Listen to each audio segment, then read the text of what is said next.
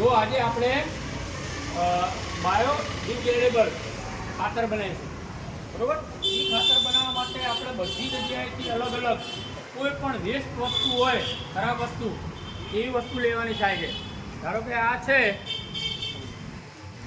છે આપણે ખેતરમાં જે એરંડા થાય ને, આ એરંડાનું ભૂસું છે, બરાબર?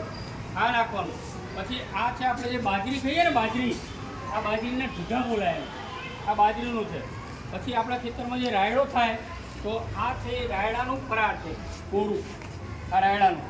પછી આ છે આપણા ખેતરમાં અજમો થાય, અજમો, તો આ અજમાનું ભૂસું છે, બરાબર? અને આ ભૂસું છે આપણે રોજ ઘઉં ખાઈએ છીએ ને, હા, તો આ ઘઉંનું ભૂસું છે. અને આ છે આપણે દેશી ગાયનું છાણ, આ છે દેશી ગાયનું છાણ. આ બહુ ઘણું ઉપયોગી છે આપણે ખેતર માટે. દેશી ગાયનું છાણ છે અને એને બધું મિક્સ, અને માટી પણ સાથે નાખવી પડે આપણે. આ છે માટી તો તમે લાવો તો આ માટી. હવે આમાં છે આપણે ગૌમૂત્ર. આ ગૌમૂત્ર આપણે આમાં થોડું નાખતું જઈશું અને બધા મિક્સ કરતા જઈશું, બરાબર? તો પહેલાં આપણે ગમે એક પ્રકારનું આપણે એને ગમે એક ભૂસું લઈશું. આવો એક બાળક આવવાનો સગાડો આવો, આવો એકદમ. ચલો આપણે આ એરંડાનું છે પહેલાં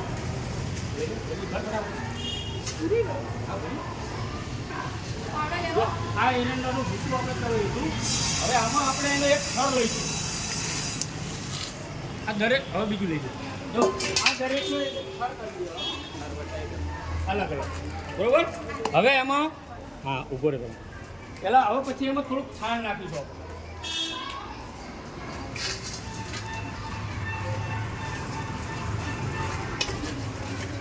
હવે આપણે એક છાણ નાખીશું, પછી એની અંદર થોડી માટી નાખીશું,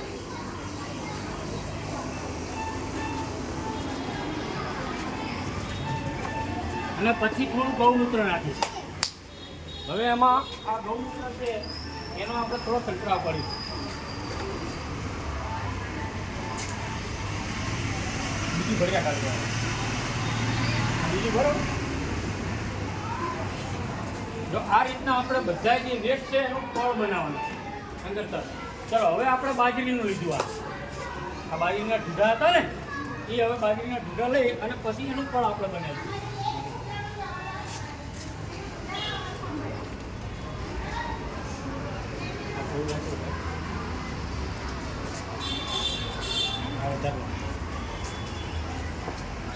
ઉપર જો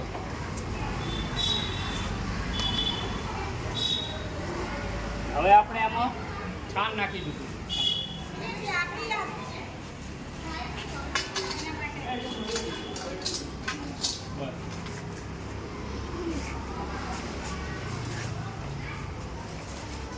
હવે થોડી માટી નાખી.